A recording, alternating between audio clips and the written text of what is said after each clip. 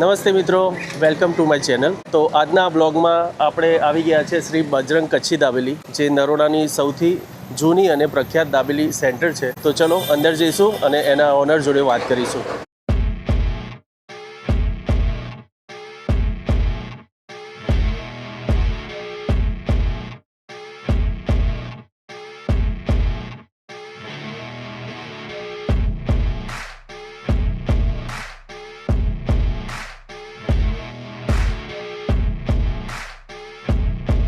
તો આપણે આવી ગયા છે શ્રી બજરંગ કચ્છી દાબેલી સેન્ટર, અને હું પર્સનલી અહીંયા ઘણા વર્ષોથી રેગ્યુલર અહીંયા દાબેલી ખાઉં છું. તો એવું વિચાર્યું કે અહીંયાનો એક વિડીયો બનાવી લઈએ.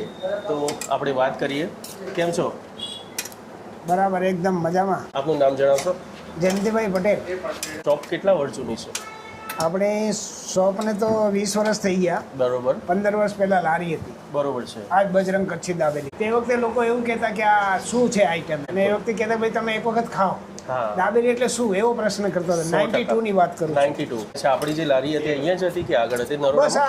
આ 100 મીટર આગળ જ રોડ ઉપર જ હતી. બિલકુલ. પછી આ કોમ્પ્લેક્સમાં આપણે દુકાન લઈ લીધી. આપ જે હાલ બનાવી રહ્યો છો ઓરિજિનલ કચ્છી દાબેલી. ઓરિજિનલ કચ્છી દાબેલી. બરોબર છે. ઓરિજિનલ કચ્છી દાબેલીમાં શું છે, બ્રેડ એકદમ ફ્રેશ હોવા જોઈએ. ફ્રેશ હોય, બિલકુલ સોફ્ટ અને હોય એકદમ. હા, બધું ફ્રેશ જ હોવું જોઈએ. જી. અગર અમે ફ્રેશ નહીં વાપરતા તો તમે ગરમ કરીને આપી શકો, જી. આ ઓપ્શન છે. પણ અમે એ બી નહીં, અમે ગરમ કરી છીએ તો ફ્રેશ જ વસ્તુ હોય. અમારા કારણે બીજે દાડાની કોઈ વસ્તુ રહેતી નથી. આપણે ત્યાં ઓરિજિનલ જે કચ્છી દાબેલી છે એના સિવાય ઓઇલમાં પણ આપણે આપીએ છીએ. હા, ઓઇલમાં લોકોની રિક્વાયરમેન્ટ છે, જી. એટલે એ માટે ગરમ માટે ઓઇલમાં બટરમાં સિંગતેલ Pure સિંગતેલ વાપરે છે. અને પ્યોર અમૂલ એટલે અમૂલ બટર જ. જી જી જી. અને આપણી સ્પેશિયલ કચ્છી કડક. હા, કચ્છી બરોબર કડક. છે.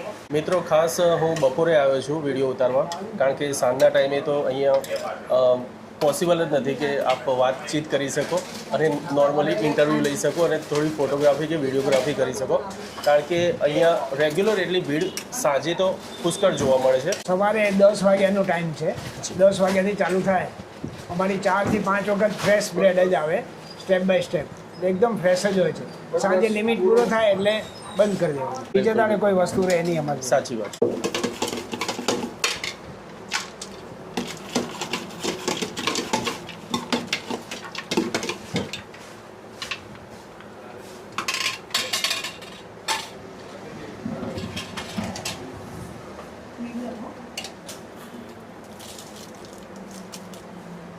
શું નામ આપનું? રણજીત. અને કેટલા ટાઈમથી અહીંયા ખાઓ છો? 6-7 વર્ષથી કહીએ. કેવું લાગે છે? એકદમ બેસ્ટ. બેસ્ટ ને? આજે હું એકલો છું, બાકી મારી ખેડૂતો બધા હોય. અચ્છા, જમાલપુર આવો છો ત્યારે ખાઓ છો? રિટર્ન આવતા. બિલકુલ બિલકુલ બિલકુલ. અચ્છા, શાક માર્કેટમાં આવતા હશો. અચ્છા દોસ્ત, આપણે અહીંયા સિવાય બીજી કોઈ બ્રાન્ચ કરી આપણે? બીજી એક બ્રાન્ચ હતી, આ એક જ. એક જ, one and only. Price list આ રીતનું છે. ઓરિજિનલ જે કચ્છી દાબેલી છે એ છે 20 રૂપિયા, ઓઇલવાળી 25, બટર 30 અને સ્પેશિયલ કચ્છી કડક 30 રૂપિયા. સ્પેશિયલ અહીંયાનો જે દાબેલીનો મસાલો છે એ પણ અહીંયા મળી જશે. જો એડવાન્સ બુકિંગ કરો છો અને મિનિમમ 50થી વધારે ઓર્ડર હોય તો એક દાબેલીના 18 રૂપિયા લેવામાં આવશે. તો મોબાઈલ નંબર પણ તમને સ્ક્રીન ઉપર દેખાતો હશે, તો આપ કોન્ટેક્ટ કરી શકો છો. અહીંયા કેટલા ટાઈમથી અહીંયા દાબેલી ખાઓ છો? 6 महीना आइए છીએ અમે नॉर्मल यानी कच्ची दाबेली. राम राम भाऊ. राम राम राम राम. सबसे ज़्यादा तो रेगुलर जो दाबेली है, ओरिजिनल दाबेली, वो पसंद है हमारे को. તો કિસ્મતભાઈ, આપણે ઝોમેટોમાં પોર્ટર પરથી પણ ઓર્ડર થાય છે? હા, પોર્ટર, ઝોમેટો. અને કોઈને 50થી વધારે ઓર્ડર જાણે કરાવવા હોય એડવાન્સમાં તો 18 રૂપિયામાં હા, દાબેલી એક દિવસ પડશે. પહેલા કેવું પડે. એક દિવસ પહેલા. હા. અને મોબાઈલ નંબર આ છે ને હા, આપણો? આ છે. 9888012421. તો આપણે અહીંયા ઓર્ડર કરી છે એ ઓઇલવાળી. આ થોડી ફ્રાય કરેલી હોય છે, જે ઓરિજિનલ કચ્છી દાબેલી હોય એ જ. તો આ આવી ગઈ આપણી ઓઇલ દાબેલી, જે કચ્છી ઓરિજિનલ દાબેલી હોય છે એનો જ ફ્રાય વર્ઝન.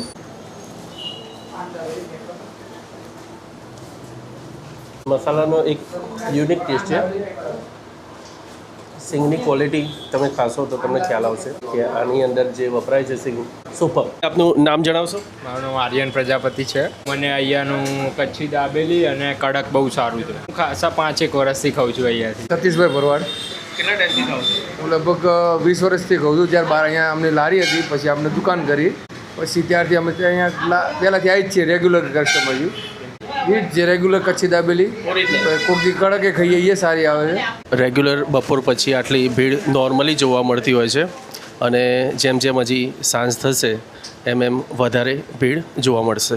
લોકેશનની વાત કરીએ તો નરોડા બેઠકથી ગેલેક્સી જવાના રોડ ઉપર સામે એમરલ હોટલ આવેલી છે અને એને બિલકુલ સામે આ શ્રી બજરંગ કચ્છી દાબેલી સેન્ટર આવેલું છે. તો જણાવજો કે આ બ્લોગ આપને કેવો લાગ્યો અને આપની ફેવરેટ કઈ દાબેલી તમને પસંદ છે અમદાવાદમાં કે ગુજરાતમાં એ કોમેન્ટમાં જણાવજો.